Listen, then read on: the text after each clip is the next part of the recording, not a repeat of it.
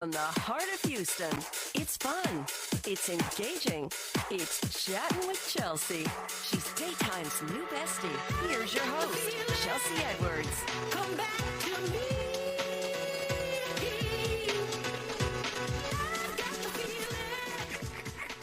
That's my warm-up at the gym to make sure my knees are good. Welcome, besties, to another episode of Chattin' with Chelsea. I am your hostess, Chelsea Edwards. We love having you here, especially on Relationship Wednesday. We have a great show for you today because maybe you are moving on up. I mean, that was nice, actually. Maybe you're moving up in your relationship, and that could mean that you are moving in. Oh, maybe you just got married, or you're test driving, trying to see if you could actually live with this person. Do they flush the toilet? Or if it's yellow, they let it mellow. It's different house rules for different folks, okay? So we're going to talk about what you need to know before you get that second set of keys. We're also going to talk about the reasons not to move in with another person. And a lot of this comes down to finances. I know. It's a sensitive subject, but we do have an expert here to walk us through, make sure we are all on the same page. Now, even if you've been together for a long time, living under the same roof, these tips are really going to help you. I mean, but you do remember from back in the day when it was all fresh and new, the joy and excitement of moving in. And then over time, things change a little bit. We get a little comfortable, like Andy and Michelle here.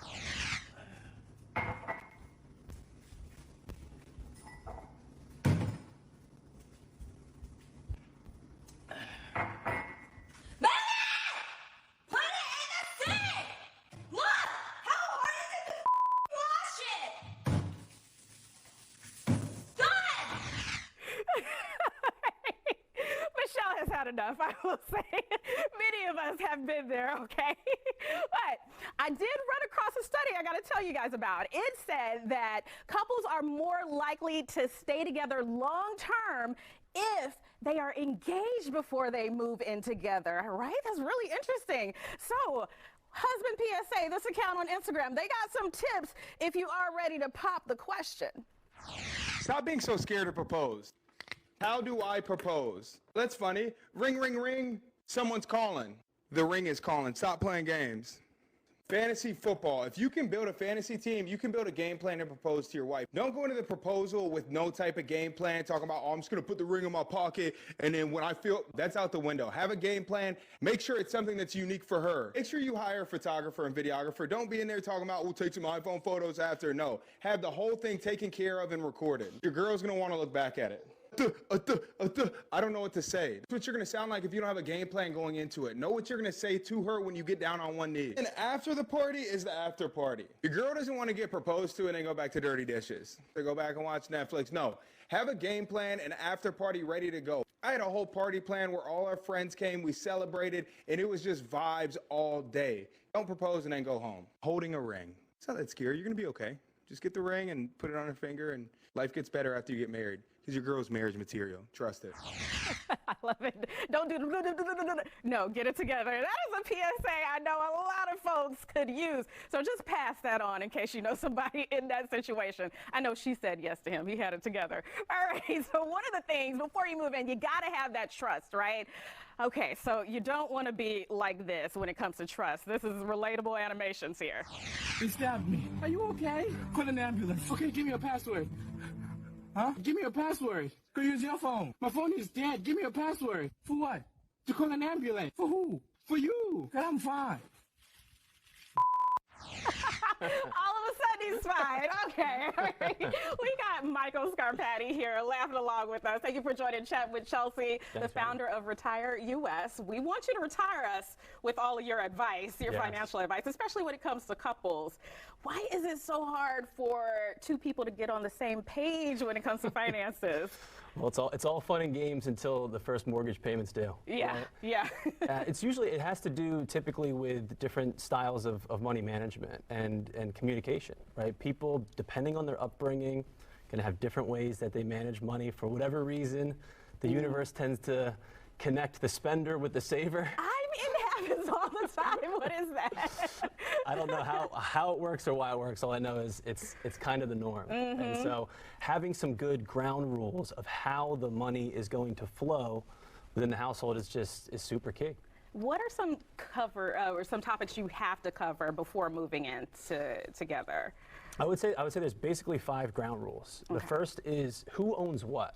This is the one. So I've spent 15 years in financial services working with couples that have been married for a very long time, and the biggest question a lot of times is whose money's who, right? Are we actually all going to manage it collectively as one pool, or do we have individual savings for ourselves in addition to the whole? And that to me has been one of the big major keys that I've seen in successful relationships managing money is actually not managing it all together. Having a little piece, maybe saying 70, 75% of it goes to the joint pool. Okay. And then you have 20, 25%, 30% goes into your personal accounts if you're both earning. That way you kind of have a little bit of your own money. You know, if I take my wife out on a date night, it means a little bit more if it's coming from my side of things versus the joint account. So it makes things a little bit easier to navigate some of those times where you might have conflicts on where money should be spent. You kind of have your own pool. Yeah, and then if you want to buy the other person a gift and you don't want them checking the account,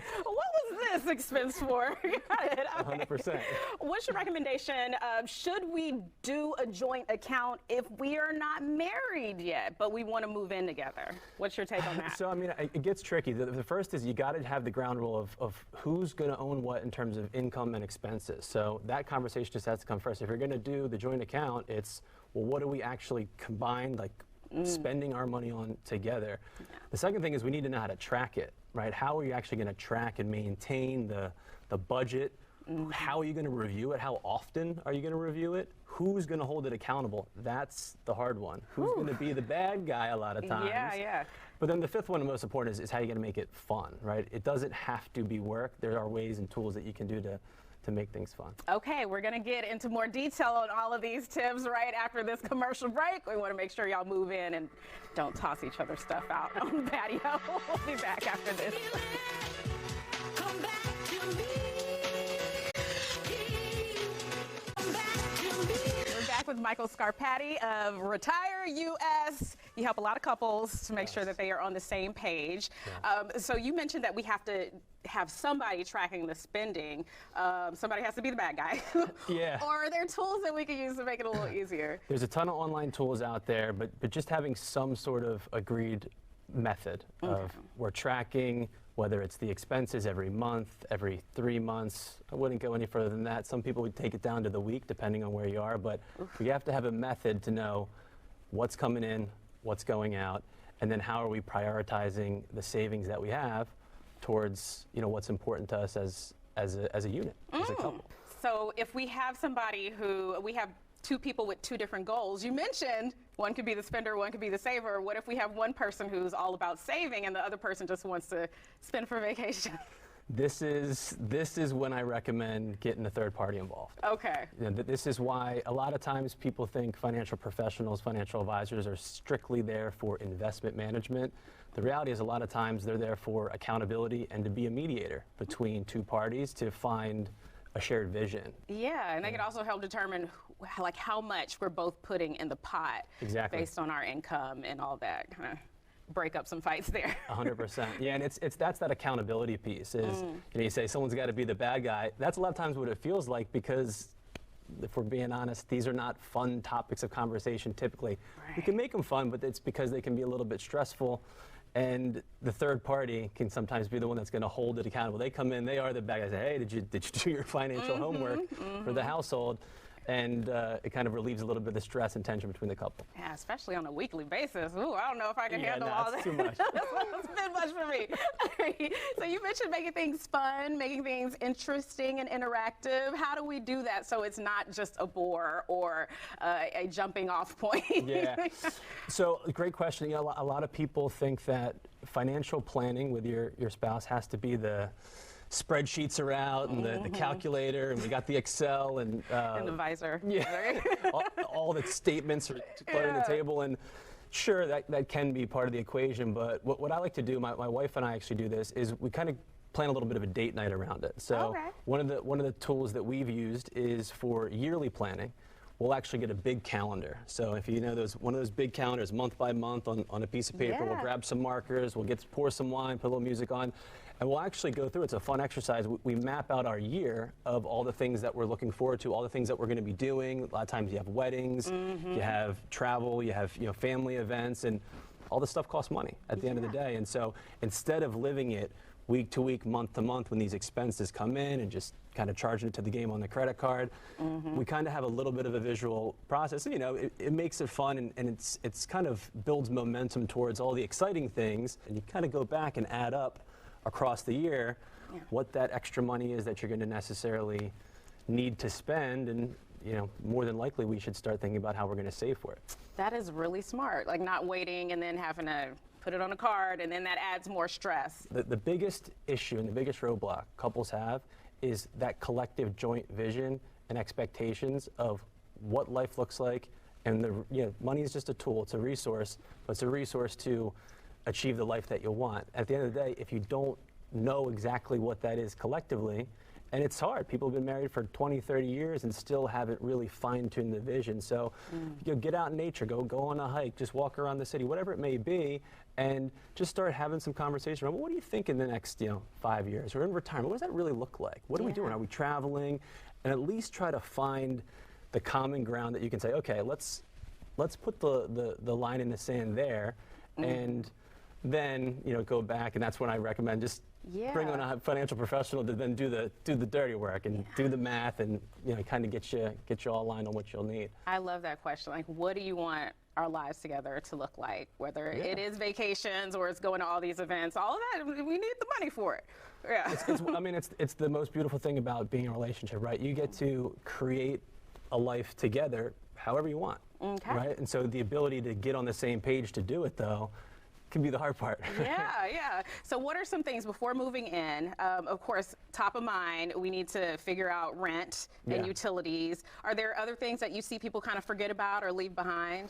So what I would definitely recommend is finding all the expenses. Make sure that you have a really clear understanding of what a full month's worth of expenses are, and then add 3 to 6 times that. And work on getting that amount in savings to some capacity, collectively. So we call that building a good cash reserve. And one of the most challenging things is going to be if something happens, lose a job, emergency, and we need a lot of extra cash that we're not expecting. Then that next rent check or that next mortgage check is due. Right? We need a buffer. So the biggest recommendation I would have is quantify what is it actually going to cost, but then add 3 to 6 months worth of that, and really make sure that you have it in savings before you pull the trigger. Okay. Also, you might need an exit strategy. Yeah. Ooh, good point. Okay. So I'm hearing that we need to save up for emergencies, and then also, things that we want to do. How many savings accounts do you recommend for couples?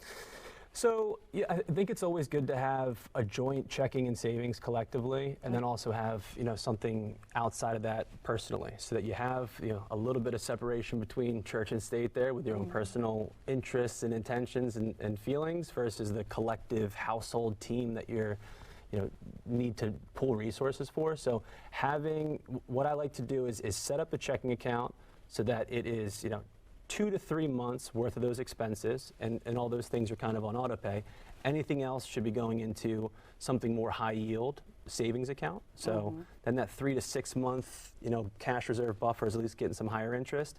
Once you have that built up, then you're talking about saving into more investment-based accounts. Okay, well, we appreciate your expertise from Retire US and also your life experience. Thank you. Good to know you're married and you know what works for you and your household. Appreciate you, Michael. All right, coming up, guys, we're going to talk about what else you need to know before you move in together.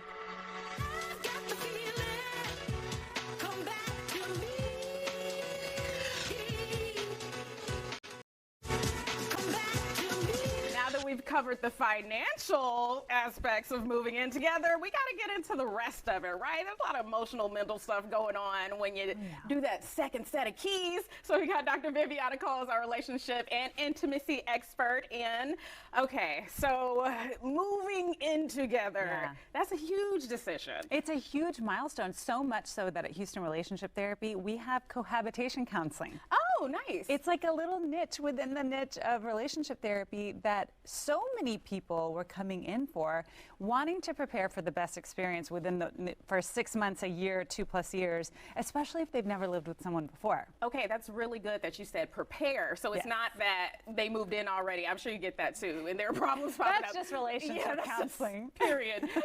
But people actually prepare for this. How do they go about doing that? Yeah. So one of the things that they each want to know, first of all, is what are the roles and expectations that are going to be going on now that they're living together?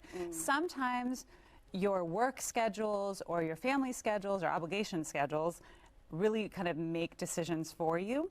And of course, that's something you should take into consideration is like, well, who has time to do what? Right. But let's say both of you are on equal footing when it comes to that.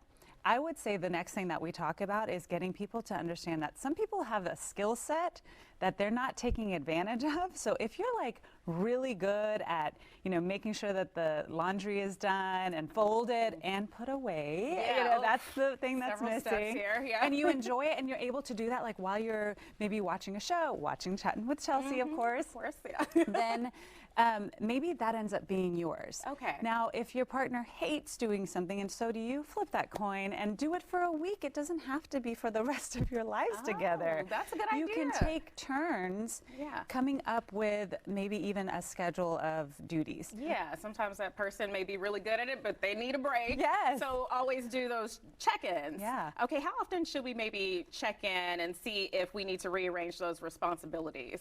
So I'm a big fan of doing weekly check-ins and monthly check-ins. Okay. With weekly check-ins, and you can DM me check-in, go to drviviana.com to DM the word check-in, and I will send you both the weekly and the monthly check-ins because I'm telling you, if you're checking in with your partner on a weekly basis about the small stuff and on a monthly basis about the big stuff, you can avoid a lot of this issue with cohabitation, with living together that so many couples have not been able to avoid. I like that. Okay, so maybe we should start with a list of these responsibilities and kind of break them up. Like, Maybe you start off with like, hey, let's each jot down for 5 minutes. Let's jot down all the responsibilities that we think exist when you're living together with someone. Yeah. And that can extend to the garage, the car, the yard, the pets, all of that. That can extend to that. And then once you agree that, hey, I think we've covered everything, add those two together. Spreadsheets are awesome. They can be easily changed up. I know we like our notebooks, but spreadsheets are cool. You start adding those there, and then you say, well, which ones of these do you want to do? Okay? Nice. And there are going to be few. And then you say, okay, and which one of these do you like to do? Which ones of these, maybe there's a checkbox for neither of us want to do it. That's when you flip that coin and say, okay, for this week, you're doing it. For next week, I'll do it. And we alternate. I love that. All right, so what about when it comes to differences in just the everyday living? Like one person's cleaner than the other. Some people have been raised differently under different house rules. How do we meet in the middle and not be ready to throw the other person's stuff out the house? So you have to be a considerate roommate. Because while typically that's a bad word to say like, oh, my partner's my roommate, but we are each other's roommates. So you need to be a very considerate person. And if that means setting an alarm every day, twice a day to look around and clean up your stuff, then you got to do it.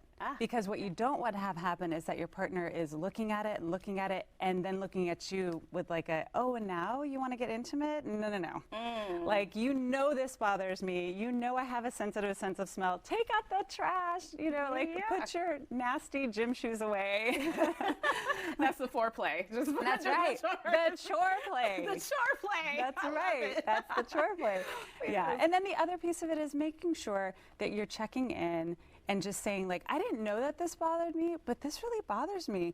Or what a lot of people need to do is also talk about what kind of me time and alone time and downtime you need when you're sharing a space. For a lot of couples, they don't transition from work to home or maybe they don't have a commute. Maybe they're just home all day, and they're like, oh my gosh, I just need like a corner of the house where I can chill. Yeah. A lot of people figured this out during the pandemic when they were at home, and they created safe spaces that it's like, this is my corner. If I'm in here, don't bother me. I love that. I love that, because it's like people can get so excited about moving in, and then they realize this person is always here. Always. What are some reasons to not move in? I think some practical reasons may not be good reasons. If you feel like you're bailing someone out, maybe they couldn't afford their last place, or maybe they've lost their job, and it's like, okay, now we need to do this for practical reasons. You're going into that experience with stressors already, plus you're adding on actually now living together, which anyone will tell you is a transition. I don't care if you've been married for the longest time, or maybe you've like lived in the same city. Moving in together, or maybe I'll stay at each other's house every other night. Moving in together is just a different ballgame. It's a different world. So yeah, you want to make sure that it's not just from that practical reason of bailing somebody out. The other one is, just because someone's lease is up doesn't mean that you are ready for that in your relationship. Ooh, ouch. I know some people didn't like hearing that one. It's very expensive. It's but expensive to live nowadays. yeah, you just need to be aware of the fact that you're going into this with some stress that you're not even aware of. So if it's like, well, we didn't choose this, this just happened, kind of like an unplanned pregnancy. Oh, that's a good point. That is When that happens, it's almost like okay, here we are, and now we're just gonna let's figure this out. If you can get ahead of that, it's always a little bit easier. Okay, all right, good information. And of course, if it really gets messy, then you know come who to on call. over, Houston Relationship Therapy, and of course, head over to Instagram, Dr. Viviana, spell it out so that you can get your check-ins. All right, we appreciate you, Thank Dr. you. V. All right, we'll be back after this break with our final takeaways.